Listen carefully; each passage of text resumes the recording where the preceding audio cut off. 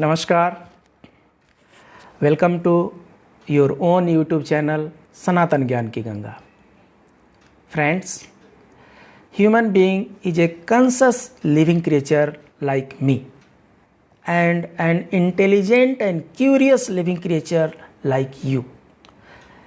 And when these conscious, intelligent and curious human beings do not get a rational answer to their doubts, then they approach to the renowned scholars of the society of that present time. Such an illustration can be traced back to the Uttarkanda of Sri Ramcharitmanas and Sri Kamban Ramayana. After exile of Mother Sita, citizens of Ayodhya Nagari had some hot discussion on the issue. Bharat ji, brother and devotee of Sri Ram, had similar confusions. One day they approached Rajarshi, that is a royal scholar of the Ram family, Vasishtha ji. They wanted to know some logical reply to their doubts. They asked, Sir, Bhagwan Ram took birth on performing a great yajna on super auspicious occasion. He was married with Mother Sita in an auspicious time. His coronation was scheduled in a very auspicious time. But neither marriage could be successful nor the scheduled coronation took place.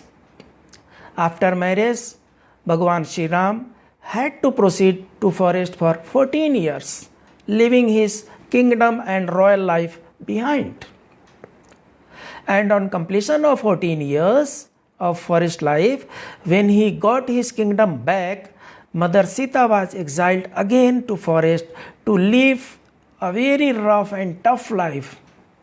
Why did it happen so mercilessly? Rajarshi Vasishtha ji replied to Bharat ji with deep cry heart. He told, Sunahu Bharat bhavi प्रबल बिलखि कहे मुनिनाथ. सुनहु भरत भावी प्रबल बिलखि कहे मुनिनाथ. लाभ हानि जीवन मरण यश अपयश विधि हाथ. That means birth, death, loss, profit, name, fame, family, relatives, like events are well determined by the Almighty at the time of birth of a child itself. Now, the curiosity of the common man escalates to further height. When most of the things are predetermined, that means somewhere it is available in the coded form, then why should we not try to have access to the predetermined data and to decode that coded data? This is curiosity of man and his desires to know it. And why should not be it? If we come to know what is going to happen in my future, we can live our life in a better manner, in a planned manner.